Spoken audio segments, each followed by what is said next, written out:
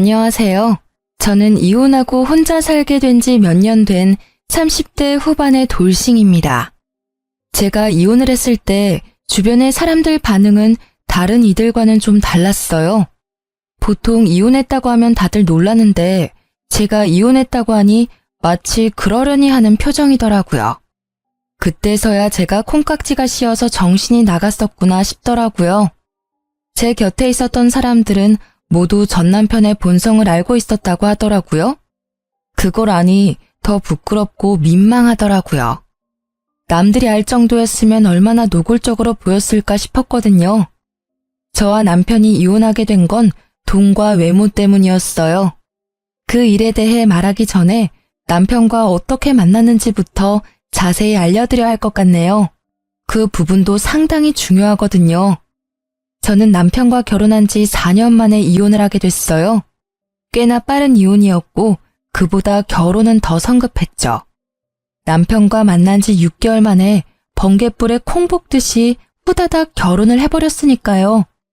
그때의 제 심경을 대변하자면 저만큼 괜찮은 남자를 나중에 내가 만날 수 있을까 하는 생각이었어요. 게다가 저는 점점 나이를 먹어가고 있었고 얼굴은 그리 예쁜 편도 아니었죠. 솔직히 제 자존감은 무척 낮은 편이었어요. 키는 크고 몸매는 좋았지만 항상 얼굴 때문에 그 큰 키와 맵시가 도리어 단점이 되었거든요. 친구들은 제가 어렸다면 모델을 했으면 됐을 거라 이야기했지만 글쎄요. 그런 말들이 다 거칠애로 하는 말처럼 들릴 정도로 저는 그만큼 저에 대한 사랑이 모자랐어요. 결혼을 할 수 있을까 하는 생각도 들 정도였죠. 저는 옷가게 매니저로 일하고 있었는데 다행히 여성복이라 여성들을 상대하는 건 그렇게 힘들지 않았어요. 그나마 제 장점을 드러내 옷을 잘 팔 수 있는 장점도 있었죠.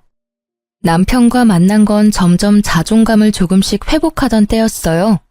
그 사람은 영업직으로 얼굴이 무척 잘생긴 사람이었어요. 연예인 정도는 아니지만 일반인 치고는 눈이 가는 얼굴이었으니까요. 게다가 자기 얼굴에 굉장한 자신감을 가지고 있어서 패션도 과감했고 행동은 무척 스마트해 보였어요. 처음에 그 남자 제게 말을 걸었을 때는 벌칙 게임에 당첨이라도 된 건가 하는 생각이 먼저 들 정도로 저에게는 비현실적인 사람이었거든요. 그런데 연락처를 교환한 그는 메일을 제게 연락하고 만나자고 조르고 보고 싶다며 애교를 부리곤 했어요. 그는 당시에도 저보다 4살이나 어린 나이였고 저는 그 사람이 저와 어울리지 않다는 생각으로 몇 번이나 선을 그으려고 했어요. 그때 아예 선을 그어버렸다면 제 인생에 이런 오점은 남지 않았을지도 모르죠. 하지만 남편은 끈질기게 제게 구애했고 결국 넘어간 건 저였어요. 그 사람을 거절할 수도 있었지만 내심 그런 생각이 들더라고요. 이렇게 잘생긴 남자를 내가 언제 만나볼까 하는 생각이요. 이 사람도 그냥 가지고 노는 거라면 나도 그냥 가지고 노는 거라고 생각하고 만나보기만이라도 하자 하는 생각을 했어요. 최소한 상처를 받지 않기 위한 방어였는데 보기 좋게 당했거든요. 남편은 결국 6개월 만에 제게 프로포즈를 해왔고 저는 그에 응했어요. 응하지 않을 이유가 없었다고 해야 하나? 아니, 연애 당시의 남편은 제게 무척이나 잘해줬거든요. 그것이 진심이 아니라고는 단 한 번도 추호도 의심한 적 없어요. 정말 맹세코 그것이 모두 그의 마음에서 우러나온 일들이라 생각했죠. 그런데 의외의 일들은 결혼과 가까워져 가면서 생기기 시작했어요. 남편은 프로포즈를 해놓고서는 전혀 준비가 되어 있지 않았거든요. 보통 안정적인 직장과 어느 정도의 돈이 모여야 프로포즈를 하는데 그 사람은 아예 돈이 없다며 제게 집을 해오면 안 되냐고 부탁을 했어요. 처음에는 의아했지만 솔직히 못해줄 것도 없었어요. 내 명의의 집이 남는 거라고 생각했고 조금 버겁긴 했지만 신혼부부라면 대출 이자도 싸니까요.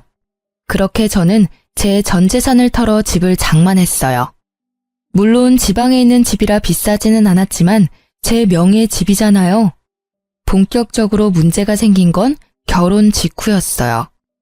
남편은 점점 저에게 돈을 요구하는 일이 잦아졌어요. 본인도 일을 하고 있으면서 그 돈은 어디다가 쓰는지, 제게 매번 용돈을 요구했고 집에는 사치스러운 물건들이 하나둘 생기기 시작했죠. 옷가게 매니저와 영업직 회사원의 생활에는 어울리지 않는 것들이요.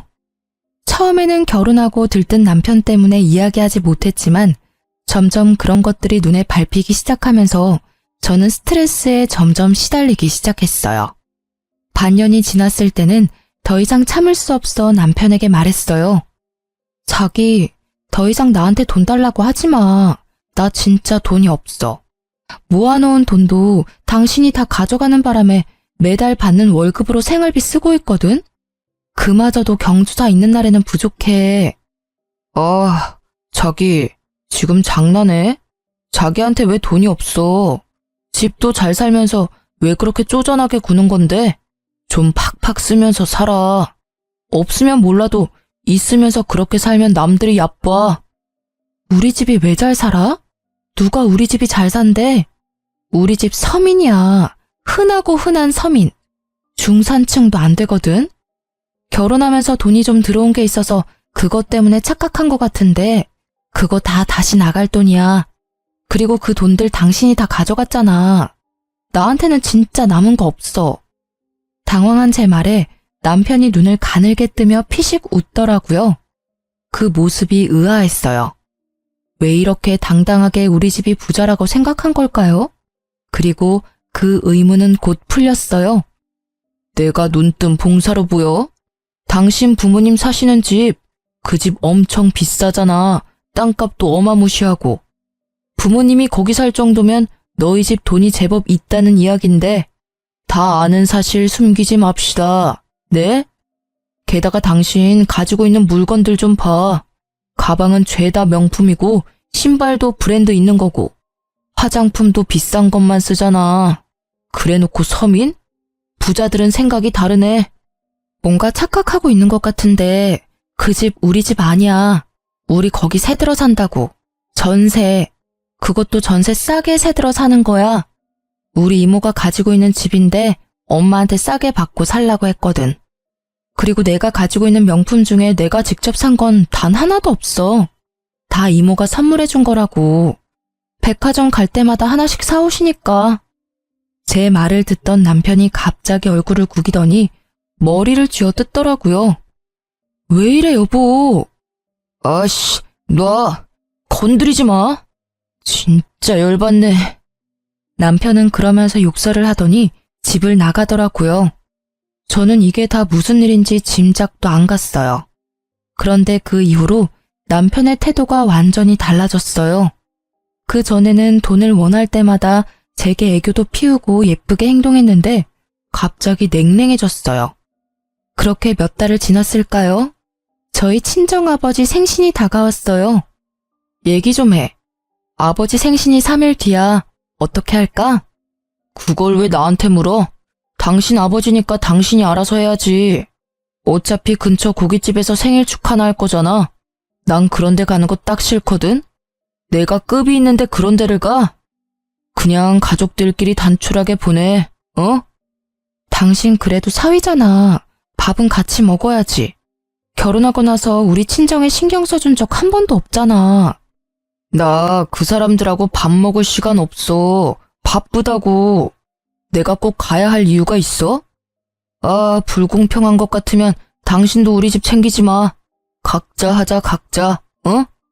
어차피 도움도 안 되는 처가 가깝게 지내면 뭐해? 그렇게 말하고는 정말로 아버지 생신 때 오지를 않더라고요. 선물 같은 것도 준비하지 않았고요. 아예 그날은 야근한다며 확인하듯이 말하고는 전화를 뚝 끊었어요. 저는 친정아버지에게 미안한 마음이 들어 고급 레스토랑에 가서 식사를 하고 모아놓은 돈으로 아버지에게 명품 지갑을 선물해드렸어요. 아버지는 괜한데 돈 쓰지 말라며 다시 되돌려 주시려 했지만 나이 들어서 명품 하나는 들고 있어야 어디 가서 얕보이지 않는다며 억지로 손에 들려보냈어요. 그리고 속상한 마음을 달래려 SNS에 행복한 척 레스토랑에서 찍은 사진과 아버지 선물 사진을 올렸죠. 사진을 올리자마자 남편이 전화가 오더라고요. 아니, 고급 레스토랑을 갈 거였으면 미리 이야기를 했어야 할 거 아니야. 근처 고깃집이나 대충 갈 줄 알고 안 간다고 한 거였는데 그런데 갈 거였으면 나한테 연락했어야지. 내가 왜 연락을 해? 안 간다고 한 건 너였잖아. 우리 아버지 생일 다 무시하고 야근까지 한다고 한 게 너야. 어디서 이제 와서 뒷북을 치고 난리야? 아나무인의 남편 태도에 저는 열이 받을 대로 받아버렸고 결국 소리를 꽥 질렀죠. 소리를 지르고도 제 화는 가라앉지 않았어요. 도리어 점점 쌓여가고 있었죠. 마치 이제 곧 터질 화산처럼. 그렇게 쌓이던 화산은 남편 생일에 터져버렸어요. 남편은 제가 아버지에게 해준 것처럼 고급 레스토랑에 명품 선물을 해주길 바라고 있더라고요. 그 며칠 전부터 시계가 작동을 안 한다며 새로운 시계를 하나 살까 고민 중이라고 말하더라고요. 딱 봐도 그거 사달라는 이야기였어요. 그렇지만 저는 아버지 생일로 이미 빈정이 상했고 남편 생일을 챙기고 싶은 마음은 눈꼽만큼도 없었어요. 그의 생일이 주말이었기에 저는 새벽부터 몰래 준비를 해서 친정으로 갔어요. 준비라는 건 냉장고에 먹을 수 있는 음식을 모두 비우고 화장을 해서 여행 준비를 해서 나갔다는 거예요. 남편을 두고요. 그리고 친정 식구들과 오랜만에 당일치기 여행을 갔어요. 남편에게 내내 전화가 오는데 계속 무시했어요. 그리고 저녁에 집에 돌아왔더니 남편이 화난 얼굴로 제게 따지더라고요. 왜 이제 와? 내 생일인데 뭐하고 이제 들어오는 거냐고. 어떻게 남편 생일을 안 챙길 수가 있어? 각자 하자고 했던 건 너야. 너희 집 챙기지 말라고 이야기해서 너부터 안 챙기기로 한 건데 뭐가 이상해? 시부모님 생신 때도 당신이 다 알아서 할 거지? 어차피 각자 하자고 했으니까. 내가 말한 건 서로의 부모를 말한 거지 부부는 다르잖아. 남편한테는 최소한 챙겨줘야 하는 거 아니야? 솔직히 아버지보다는 남편이 더 중요하지. 남편이 더 중요해? 웃기고 앉았네. 여보세요. 당신이 나와 친정을 존중하지 않는 건 당신도 나한테 존중받지 않아도 된다고 하는 거랑 똑같은 거야. 네 생각해서 안 챙겨주는 거니까 고맙게 생각해. 서로 각자 살자며, 어? 와씨, 그럼 선물이라도 줘야 할 거 아니야. 시계 산 건 맞지? 무슨 시계요? 선물을 왜 해? 각자 하자면서. 아참, 집에 먹을 것도 없으니까 알아서 챙겨 먹어. 생일이면 쿠폰 같은 것도 잘 나오잖아. 결국 저의 비웃는 말투에 남편은 호되게 당하고서는 그 뒤로 대놓고 저와 친정을 무시하지는 않았어요. 그렇지만 그건 아주 잠시뿐이었죠. 그 일이 있고 얼마 지나지 않아 남편은 점점 늦게 들어오기 시작했어요. 영업이라는 직업의 특성을 생각하더라도 무척이나 늦은 시간이었죠. 어떤 때는 외박이라고 해도 이상하지 않을 시간에 들어오기도 했어요. 그리고 그와 함께 저에 대해 외모 공격도 심해졌죠. 하루는 아침에 들어온 남편에게 따졌어요. 당신 요즘 왜 이렇게 늦게 다녀? 얼굴 못 본 지 벌써 일주일이 넘었어. 들어와서 옷만 갈아입고 나가고. 같이 사는데 왜 얼굴 한 번을 제대로 못 봐? 봐서 뭐 할 건데. 너야 기분 좋겠지. 잘생긴 얼굴 보면서 감상할 수도 있고. 그런데 나는? 내 생각은 해. 매일 아침 자고 일어나서 이 못생긴 얼굴 마주치면 밥맛이나 생기겠냐고. 게다가 못생겼으면 화장이라도 열심히 하던가. 하긴 화장을 해도 가려지지 않으니 할 필요 없었겠지. 으이구, 늙었으면 얼굴이라도 예쁘던지 돈이라도 많던지 해야 하는데 이건 뭐 이도저도 아닌 그냥 나이 든 아줌마잖아. 뭐? 어떻게 외모에 대해서 그런 말을 할 수가 있어? 사귈 때는 외모 같은 건 필요 없다면서. 너 나한테 그런 말 하지 않았어? 그때는 다 당신한테 장점이 있다고 생각해서 그런 말 한 거지. 솔직한 말로 지금은 내가 했던 말 다시 다 주워 담고 싶다. 괜히 그런 말해서 당신 같은 여자랑 엮이고 말이야. 어쨌든 당분간 바빠서 난 집에 옷만 갈아입으러 올 테니까 그런 줄 알고 있어. 듣고만 있어도 우울증이 올 것 같은 말만 해대더라고요. 그렇게 점점 자존감이 무너지는 도중에 시모가 전화가 왔더라고요. 애는 언제 가질 거냐고요. 뭐 결혼한 지 3, 4년 차 되어가니 시모도 걱정이 됐겠죠. 저는 그걸 기회로 남편에게 대화를 시도했어요. 이야기 좀 해. 어머님 전화 오셨어. 애는 언제 가지냐고 물으시더라. 슬슬 생각해봐야 하는 거 아니야? 저는 애가 생기면 우리 사이가 예전으로 돌아갈 수 있을 거라고 생각했던 건지도 몰라요.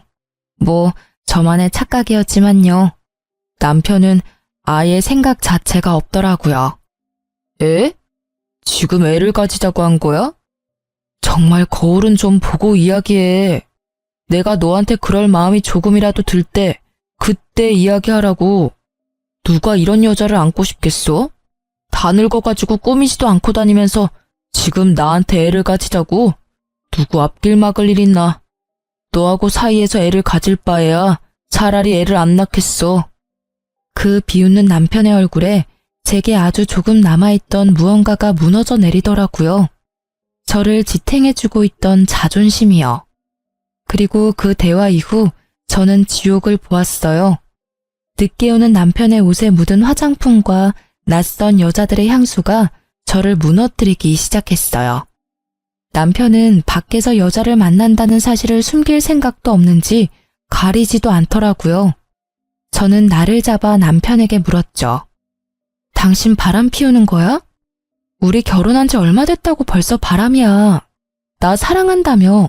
어떤 나라도 좋아한다면서. 그거야 연애할 때 이야기고 어차피 다 아는 거 뭐하러 물어? 묻는다고 뭐가 달라져? 다 당신 생각하는 그대로야. 그거 맞아. 그니까 우리 이혼하자고. 서로 편하고 좋잖아. 솔직히 새로 사귄 여자도 당신하고는 다르게 얼굴도 반반하고 그럭저럭 괜찮아. 그럼 나랑 왜 결혼했어? 왜 나한테 결혼하자고 한 건데 3년 만에 버릴 거면서. 그거 당신이 돈 많은 사람인 줄 알았거든. 그때 잘 알아봤어야 했는데 나도 성급했지. 그냥 그 집에서 사는 걸 보니 부자인 것 같다고 너무 급하게 결혼을 결정하니 이런 꼴을 당했잖아. 그리고 솔직히 만난 지 얼마 되지도 않는 남자가 결혼하자고 들이대면 좀 의심할 만도 하지 않어?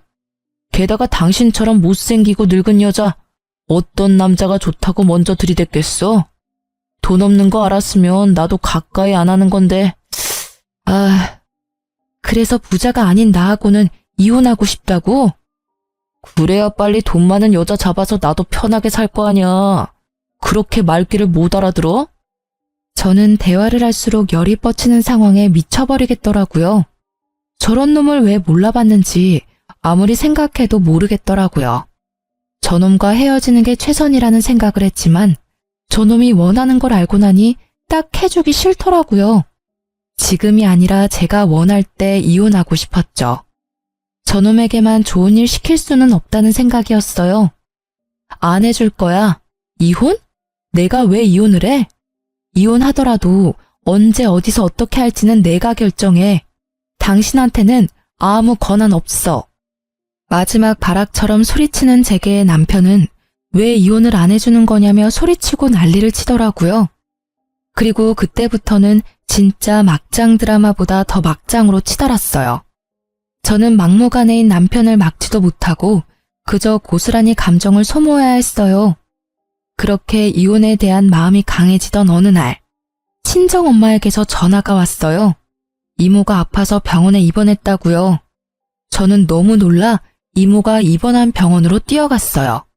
이모, 이게 다 무슨 일이야? 왔어? 네 엄마가 너한테까지 이야기했어? 그러지 말지. 너 걱정할까봐 일부러 연락 안 했는데. 진짜 이게 다 뭐야? 얼굴색은 왜 이리 안 좋고. 도대체 무슨 병인데? 뭔데 이렇게 힘들어하는 건데? 그냥 신장이 안 좋대. 그냥 두면 천천히 죽어갈 거라고. 이식을 하는 방법은 있지만 적합자가 없으면 못한대. 적합자? 그럼 나도 적합한지 알아볼게. 아니, 그만해. 너한테 그런 일까지 시키고 싶지 않아. 이래서 네 엄마한테 이야기 안 하려고 했던 거야. 그런 게 어딨어? 일단 내가 의사 선생님 한번 만나볼게. 결국 만류하는 이모를 제쳐두고 저는 의사에게 가서 상담과 간단한 피 검사를 진행했고 놀랍게도 이식을 할 수 있다는 이야기를 들었죠. 그렇게 이식 수술과 이식 후 안정을 위해 일주일 정도 집에서 나와 친정에 머물기로 했어요. 남편에게는 잠시 친정에 다녀오겠다고 했고요. 물론 들은 척도 하지 않았지만요. 그렇게 어려운 수술을 마치고 회복하는 동안 이모는 제게 너무 고마워했어요. 자신의 목숨을 늘려준 사람이라고, 생명의 은인이라고. 저는 이모야말로 우리한테 집도 빌려주고 물건도 많이 사주고 고마울 일이 많다고 말해줬어요. 은지야, 내가 너한테 줄 선물이 있어. 은지가 싫지 않다면, 아니, 나는 무조건 너가 받아줬으면 좋겠어. 내가 이식해준 사람을 모른다면 몰라도 아는 이상 이 정도 살해도 안 하고 넘어가면 너무 뻔뻔해 보이잖아. 선물은? 저는 이모에게 들은 선물의 존재에 깜짝 놀랐어요. 처음에는 안 받겠다고 했지만 강경한 이모의 행동에 그럼 제가 원할 때 달라고 했어요. 이모는 받아들였고 저는 복수를 위한 아주 좋은 방법을 발견했죠. 그렇게 수술 후 안정을 마치고 집에 돌아온 저를 기다린 건 아늑한 집이 아니라 웬 낯선 여자였어요. 화장을 지운 얼굴에 젖은 머리카락, 그리고 얇은 옷차림. 그 여자는 도어락을 열고 들어온 제 얼굴을 보고도 놀란 기색 하나 없더라고요. 놀라기는커녕 아래 위로 저를 훑어볼 뿐이었죠. 어머, 와이프가 이렇게 생겼구나. 이런 여자랑 같이 살면 바람 나도 할 말은 없지. 이래서 헌옷보다는 새 옷이지. 안 그래요? 비우는 그 여자에게 한마디 해주려는데 마침 욕실문이 열리고 속옷만 입은 남편이 나오더라고요. 저는 화가 나서 남편에게 욕설을 퍼부었어요. 미친놈아, 여기가 어디라고 상간녀를 데리고 와. 미친 거 아니야? 이 집이 네 집인 줄 알아? 엄연히 내 명의로 된 내 거거든? 어차피 우리 결혼 생활 쪽난 거 너도 알고 나도 알고 남들이 다 아는데 꺼리낄 게 뭐가 있어? 그냥 편하게 살자. 당신 없는 동안 집에 여자 하나 들이는 게 뭐가 그렇게 화낼 일이야? 열받으면 이혼해 주던가. 이혼? 그게 그렇게 하고 싶었어? 내가 경고하는데 이 혼인 파탄의 이유는 모두 당신한테 있는 거 알지? 나는 받을 수 있는 위자료는 다 받을 거고 당신한테 한 푼도 안 줄 거야. 마음대로 해.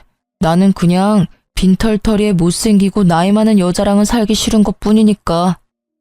그렇게 이야기하며 남편과 상간녀는 둘이서 눈을 마주치며 낄낄거리며 비웃더라고요.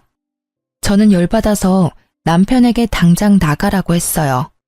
그때까지도 당당한 남편은 천천히 옷을 입고 준비를 싹 다 하더니 상간녀를 허리에 끼고 천천히 문 앞에 서더라고요. 그러면서 저한테 말했어요. 어차피 이혼하면 재산 분할할 거고 내 몫도 있긴 할 거니까 그 부분은 걱정 안 해. 이 집도 어차피 결혼 때문에 산 거니까 같이 나눠야 하지 않겠어? 당신이 버젓이 상간녀와 불륜을 저지르는 걸 내가 봤는데 유책 배우자가 아닐 거라고 생각하는 게 웃기네. 말했지? 유책 배우자는 어차피 위자료가 더 커서 재산 분할에도 당신이 가져갈 수 있는 게 거의 없을 거야. 그도 그럴 게 당신이 미친 듯이 내 돈 빼서 쓰는 바람에 우리 집의 재산이라고는 딱 하나, 이 집밖에 안 남았거든. 그것마저도 내 명의지. 웃기네. 유책 배우자? 그거 증거 없으면 말짱 꽝인 거 알지? 어디서 웃기지도 않은 말을 짓거려? 너야말로 뭐가 그렇게 자신만만한데? 내가 일주일 동안 집을 비우면서 네가 여자 데리고 집에 올 걸 예상 안 했을 것 같아? 저는 그 말과 함께 안방과 거실을 비추던 홈캠을 꺼내서 남편에게 보여줬어요. 남편은 그걸 보더니 얼굴이 사색이 되더군요. 당신이랑 그 여자 노는 건 내가 잘 봤어. 나 뜨겁더라. 이거 같이 보실 변호사분들도 그렇게 생각하겠지? 어머, 왜 그렇게 얼굴이 하얗게 질렸어? 아, 천하의 남봉꾼도 알몸으로 찍힌 동영상은 아무래도 부끄러운가 봐. 괜찮아. 나는 어디 안 뿌려. 그냥 증명할 때만 쓸 뿐이지. 위자료 받고 나면 잘 처분해 줄게. 남편은 화가 나서 홈캠을 제 손에서 뺐더니 확 집어던지더라고요. 저는 제가 생각해도 냉정한 목소리로 비웃어줬어요. 지금이 딱 이혼하기에 좋은 날이었으니까요. 그렇게 거기다가 화풀이 해봐야 소용없어. 데이터는 이미 다 내가 믿을 만한 데다가 모셔놨거든. 이제 이혼 준비만 하면 되겠네? 고마워해. 당신이 그렇게 원하던 이혼 내가 해주는 거잖아. 그리고 앞으로 이 집에 돌아올 필요 없어. 당신 짐은 택배를 부르든 이삿짐 용달을 부르든 대충 싸서 당신네 부모님 집으로 보낼 테니까 그렇게 알고 있어. 저는 짜증과 곤란함으로 범벅이 된 남편의 얼굴을 비웃어주며 두 사람을 내쫓아 보냈어요. 그렇게 이혼 서류를 작성하고 저는 남편의 불륜을 이유로 이혼 소송을 벌였고 생각보다 빠르게 정리가 되어 이혼이 결정됐어요. 결혼 기간이 짧고 남편이 기여한 것이 없다는 것이 인정되어서 저는 재산 분할해서 남편에게 받을 것만 생겼죠. 저는 이혼 소송이 완료된 뒤에 이모에게 선물을 받겠다고 했어요. 그리고 거기에 드는 비용은 모두 이모가 부담했어요. 거기까지 해주는 게 이모가 원하는 일이었다고 했으니까요. 저는 무척 고맙게 받았어요. 그리고 그걸 받자마자 서류를 떼서 전 남편에게 전화를 했어요.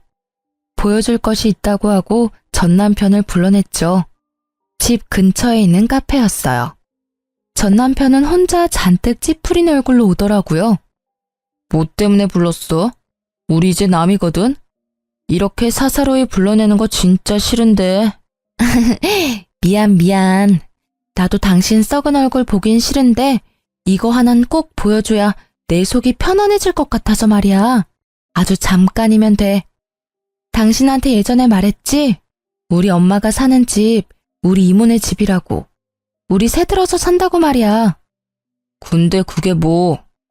그 집이 이제 우리 엄마네 명의가 됐거든? 그리고 여기 나한테도 건물과 땅이 생겼어. 참 신기하지? 당신이랑 이혼하니까 돈이 막 들어오는 거 보니 당신이랑은 역시 같이 만날 팔자가 아니었나 봐. 그치? 전 남편은 등기부등본을 뚫어져라 쳐다보더라고요. 믿을 수 없는 눈치였죠. 저는 그런 남편을 보며 제 폰을 탁자 위에 엎어뒀어요. 내가 말했던 이모, 땅과 부동산이 무척 많은 사람이야. 어릴 때부터 땅에 관심이 많아서 여기저기 작은 땅부터 시작해서 땅 투자해서 돈을 많이 벌었다고 하더라고. 가지고 있는 땅이랑 건물이 엄청 많은데 자식은 없지. 미혼이시거든. 앞으로도 결혼할 마음 없는 분이셔. 그분이 친절하게도 나한테 본인이 가진 땅과 건물을 주셨네. 이걸 왜 네가 가져? 게다가 이혼 직후에? 너 이거 짰지? 나한테 돈 한 푼도 안 주려고 일부러 이혼 직후에 받은 거 아니야? 한 푼도 안 주려고 그런 건 아니야. 이건 내가 개별로 받은 거라 당신하고 나눌 일은 없지. 그렇지만 틀린 말은 아니네. 일부러 이혼 직후에 받은 건 맞아. 당신을 화나게 하려고 말이지. 내가 당신하고 이혼해주기 전에 일주일 정도 집 비운 적이 있었지? 그때 이모한테 신장 이식해줬어. 그랬더니 나한테 주셨더라고. 내가 이모의 생명의 은인이라고. 돌아가시면 남은 재산도 다 나한테 물려주겠다고 하시더라고. 거짓말이야. 거짓말이지? 이거 다 가짜 서류지? 야, 말해보라고. 소유주가 왜 네 이름으로 되어 있냐고. 가짜라고 믿고 싶으면 그렇게 믿어. 그리고 등기부등본은 아무나 떼볼 수 있는 거 알지? 네가 직접 가서 찾아보던가. 당신이 눈독 들이던 그 집이 우리 엄마 명의로 바뀌었는지 직접 보면 되잖아. 이건 사기야. 이런 재산이야말로 당연히 나랑 나눠야지. 이혼을 하면 당연히 재산 분할해야 하는 거잖아. 당신한테는 기여분이 없어. 돈을 홀라당 가져다가 사치품에 쓰는 것밖에 없었으니까. 당신이 잘 모르나 본데 이번 이혼은 당신의 불륜과 더불어 사치도 이혼 원인이 된 거거든? 신용카드, 현금카드 뭐 내역이 줄줄이 다 불륜과 사치품뿐이니까 너한테 돌아갈 재산은 한 푼도 없는 거지. 그래서 위자료 나한테 지급하라고 결정났잖아. 안 그래? 전 남편은 완전 멘붕이 온 얼굴로 서류를 움켜쥐며 뚫어져라 쳐다보더라고요. 거기 적혀있는 글자가 변할 리가 없으니 저는 웃으며 그 모습을 구경했죠. 돈 없다고 찬 여자, 갑자기 부자가 됐으니 당황할 법도 하죠. 여보, 미안해. 당신이 이렇게까지 화가 났을 줄은 몰랐어. 하지만 우리는 이렇게까지 이혼할 필요가 없는 사람이야. 응? 그러니까 우리 다시 재결합 생각해볼까? 당신 내 얼굴 잘생겼다며 좋아했잖아. 응? 무슨 소리 하는 거야? 당신이 잘 데리고 다니는 상간녀나 잘 돌봐. 그 여자 그렇게 좋아하면서 왜 나한테 들이대? 이미 나는 헌옷이나 다름없지 않아? 돈 없으면 얼굴이라도 예뻐야 하는 게 여자라고. 그때 당신이 말하고 나서 나도 내 주제를 알았어. 이제 결혼은 나한테 사치란 걸 말이지. 난 절대로 결혼은 다신 안 할 거야. 그 말은 그런 뜻이 아니고 예쁜 얼굴 감추지 말고 열심히 꾸미라는 말이었지. 그리고 헌옷이라니? 누가 그런 소리를 해? 설마 그년이 그런 말 했어? 아니야. 나 그렇게 얼굴만 반반하고 머리 빈 애들은 싫어. 걔도 그냥 내가 데리고 놀던 애야. 그 여자 원래 엔조이였어. 절대로 진심으로 만나던 것도 아니고 상간녀 소송하더라도 의리 지켜줄 사람도 아니야. 그리고 내가 당신한테 한 말은 진심이 아니었어. 그러니까 우리 다시 한번 생각해보자. 우리 관계 이렇게 끝내기엔 너무 아깝잖아. 나는 그냥 당신이 나한테 너무 과분한 사람이라 너무 안쓰러워서 자기를 놓아주려고 한 거야. 무슨 노래 가사도 아니고 막말에 무슨 장식을 저리도 달아대는지. 남편의 빠른 태세 전환에 웃음이 다 나더라고요. 저렇게 필사적으로 저를 다시 잡으려 한다는 사실이 정말로 구역질 날 정도로 웃겼어요. 이야, 시커먼 속내를 숨기질 않으시네? 나한테 헛짓거리하지 말고 옆에 있는 그 상간녀나 잘 챙기세요. 그리고 조만간 상간녀 소송도 할 거니까 잘 전해주시고요. 그 말과 함께 저는 카페에서 나왔어요. 전 남편이 저를 따라 나오려고 했지만 저는 미리 불러둔 택시를 타고 집으로 향했어요. 그리고 마지막으로 택시 안에서 폰을 켜고 상간녀에게 파일 하나를 보냈어요. 방금 전 남편과 통화한 녹음 파일이요. 상간녀 소송하려고 연락처 저장해놨는데 마지막 결정타 한 방 날려줬어요. 남편 놈에게도 열이 받았지만 감히 저를 품평하듯 보며 비하한 상간녀에게도 열이 받았거든요. 벌이란 건 두 사람이 다 받아야 하는 거라고 생각하니까요. 읽은 표시를 보고 나서야 저는 마음 편하게 폰을 껐어요. 마지막까지 복수가 잘 돼서 기분이 상쾌하더라고요. 그렇게 복수를 끝내고 저는 평화로운 시간을 보냈어요. 물론 전 남편과 상간녀에게서 연락이 왔지만 다 씹어줬죠. 이혼 상간녀 소송으로 할 말이 있다고 할 때는 변호사 명함을 보내줬어요. 저랑 할 이야기가 뭐가 있겠어요? 어차피 다 끝난 일인데. 그렇게 더 이상 그들의 연락도 오지 않게 됐을 때 저는 직장을 그만두고 몸조리를 하며 가족들과의 시간을 보냈어요. 꾸준하게 피부 관리도 하고 필라테스를 통해 스트레스로 무너진 몸매 관리도 했어요. 그리고 생각하기만 했던 쌍꺼풀 수술도 했죠. 언제나 무겁게 내려앉았던 눈은 수술 후에 또렷해져서 만족감이 더해졌어요. 저는 이모에게 받은 건물을 본격적으로 운영하기 위해서 그 근처로 이사를 갔어요. 그런데 생각보다 건물이 좀 오래돼서 여기저기 고쳐야 할 곳들이 많이 보이더라고요. 그래서 건물 안쪽 리모델링 공사를 위해서 업체를 불렀어요. 계약을 맺고 공사를 시작하는 날 현장에 갔더니 사람들이 엄청 많이 있더라고요. 그런데 그 와중에 이상하게 저를 보고 주춤주춤 모자로 얼굴을 가리는 남자가 있었어요. 이상하다 싶어 고개를 갸웃거리며 얼굴을 봤는데 순간 깜짝 놀랐어요. 찰나의 순간 보여준 옆 얼굴이 전 남편과 똑같았거든요. 그런데 그 잘생긴 얼굴은 온데간데 없고 늙어서 주름이 지고 시커멓게 그을린 데다가 뺨에는 커다란 상처가 있더라고요. 정말 몰라본다는 말, 그 말 자체였죠. 그 당시에는 사람들의 눈이 많은 데다가 상대방이 피하는 눈치라 저도 신경 쓰지 않았어요. 그런데 공사가 끝날 때쯤 저한테 와서 이야기를 꺼내더군요. 잘 지냈어? 잘 지냈지. 그런데 얼굴이 많이 상했네? 그동안 돈 버느라 힘들었나 봐. 뭐, 그렇지. 당신하고 이혼하고 나서는 술로 나를 세운 적이 많았어. 헤어진 게 후회도 되고 너무 마음 아프더라. 여전히 거짓말은 잘하네. 그 술이 내가 가진 건물 때문이지 나 때문은 아니잖아. 그런 식으로 말하지 마. 난 정말로 당신이랑 헤어지고 엄청 힘들었거든. 그때 당신이 상간녀 소송 걸었던 망할녀는 소송 위자료 못 준다고 했더니 앙심을 품고는 도망갔어. 그것도 그냥 도망만 갔으면 다행이지. 같이 살던 집에 있던 귀한 명품들 싹 다 가지고 집을 내놨더라고. 둘이서 같이 살던 집이었는데 그걸 팔아서는 며칠 그 집에서 지냈는데 집주인이 집 팔렸으니 나가라더라.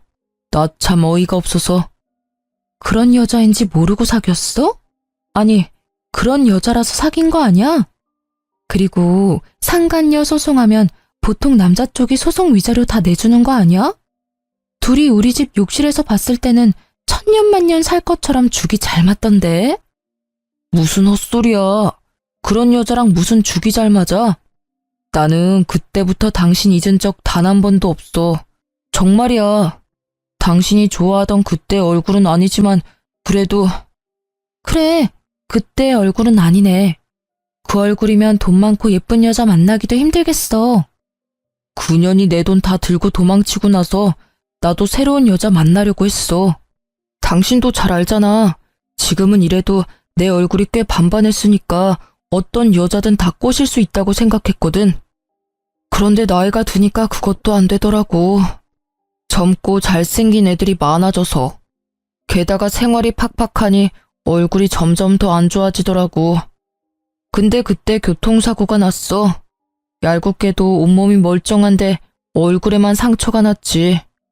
그때는 진짜 죽고 싶었는데 그 아름답던 내 얼굴이 피부가 살점이 떨어지고 날아가서 회복이 어렵다잖아. 여기까지 복구한 것도 힘든 일이었거든. 아, 그래서 인테리어 쫓아다니는 용역으로 일하는구나. 얼굴이 여전했으면 이런 곳에 있을 리가 없지. 더 좋은 사람, 더 예쁜 사람 찾아 돌아다녔을 테니까. 안 그래?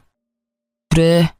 당시의 상처가 너무 커서 감당이 안 되는 데다가 여자는 내 재산 다 훔쳐 달아나고 자신감까지 잃는 바람에 직장까지 그만뒀지. 여자? 여자는커녕 사람도 못 만났어. 그러니 당신이랑 헤어졌던 지금까지 여자는 단 한 명도 없었어. 내가 불쌍하지? 나한테 미안한 마음 들지 않아? 다 당신이랑 헤어지고 이런 일들이 생긴 거라고. 그래서 뭐 어쩌라고. 딱하게 들리기는 하지만 다 네가 잘못해서 벌어진 일 아니야? 그걸 다른 사람한테 책임 전가시키는 건 좀 아니지. 게다가 왜 내가 당신한테 미안한 마음이 들어야 해? 반대로 네가 나한테 미안해해야 하는 거 아니야? 너 때문에 나는 남자 불신에 걸려서 남자도 못 만나고 있는데 나한테 가장 중요했던 행복한 가정을 꾸린다는 선택은 이미 내 인생에서 사라진 지 오래거든? 웃기고 있네. 너한테 불행이 닥쳐오니까 너만 불행한 놈 같고 세상이 원망스럽지? 내가 너랑 이혼하기 직전에 내가 당했던 불행은 세상이 아니라 네가 직접 나한테 준 거거든? 그러니까 네 꼴 그렇게 된 거 세상 탓하지 말고 네 잘못이나 탓해. 당신 아직도 혼자야? 설마 아직도 나 못 잊은 거야? 내가 너한테 그만큼 큰 의미였어? 그럼 왜 이러고 있어? 우리 다시 재결합하면 되지. 당신 내 얼굴 좋아했으니까 당신 돈으로 얼굴 고쳐주면 되잖아. 그러면 우리 다 같이 행복하게 잘 살 수 있어. 멍청한 얼굴로 행복회로 팽팽 돌리면서 여전히 정신 못 차리고 미친 소리 찍찍 해대는 전 남편을 보니 그 긴 시간 동안 가라앉혀 두었던 화가 폭발하기 시작하더라고요. 여전히 지가 뭘 잘못했는지 모르고 있는 데다가 굉장히 심한 착각까지 하고 있어서 현실을 알려주기로 했어요. 아직도 정신을 못 차렸네. 헛소리 작작하라고 이야기했지? 잘 들어. 한 번만 말한다. 너야말로 내 인생 최악이다, 이 나쁜 새끼야. 어딜 감히 다시 들이대? 착각하지 마. 내가 남자를 계속 못 만나는 이유는 당신 같은 남자 만날까봐 무서워서 그런 거거든? 그러니까 재결합 같은 그런 미친 소리 꺼내지도 마.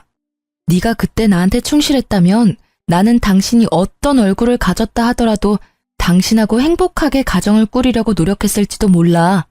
나는 그런 사람이니까. 당신이랑 만났을 때 나는 당신 얼굴 같은 것보다 나한테 집중하는 모습이 더 마음에 들었으니까.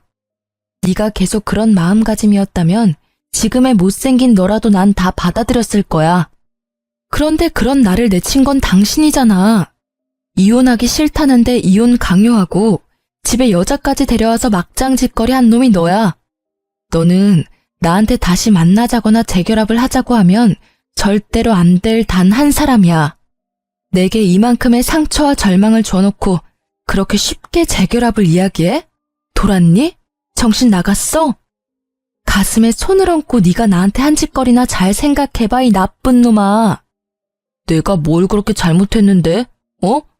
너한테 나쁜 말 한 거는 다 사과했잖아. 미안하다고 해결될 일이면 얼마나 좋겠니?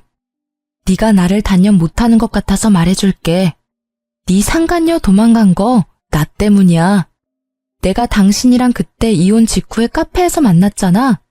그때 당신이 상간녀 욕하면서 나한테 매달리는 거 다 녹음해뒀다가 상간녀한테 보내줬거든. 생각 오래 하지도 않았나 봐. 바로 돈 가지고 튄 거 보니. 그러게 평소에 잘 좀 하지 그랬어. 그랬으면 그 여자랑 잘 살 수도 있었을 텐데. 제 이야기를 들은 전 남편은 짜증과 화가 섞인 얼굴을 한 채 고개를 푹 숙이고는 나갔어요. 처음에 얼굴이 상해서 잠시 딱하다는 마음이 들었는데 그 생각마저도 시간 낭비였다는 걸 알려주는 전 남편의 모습에 저는 한숨이 저절로 나더라고요. 세상에 천년만년 아름다운 얼굴이 어디 있겠어요?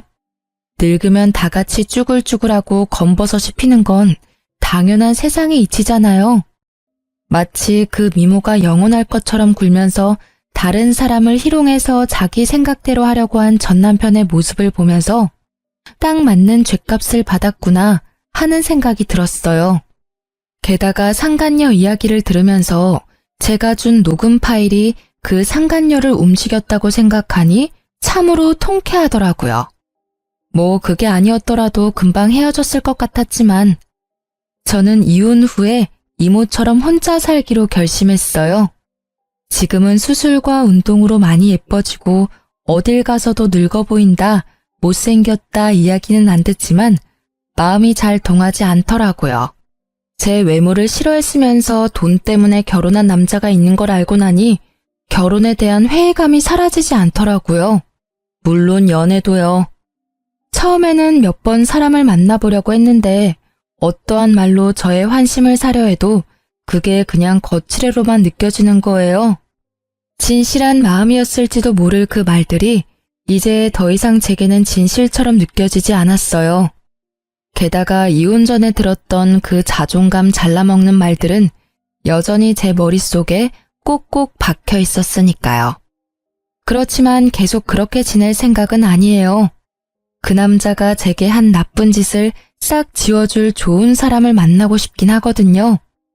언제까지고 전 남편의 아기의 참 목소리를 제 삶 속에 끼워두고 살 수는 없는 노릇이잖아요. 사랑은 사랑으로 고치는 게 맞다고 봐요.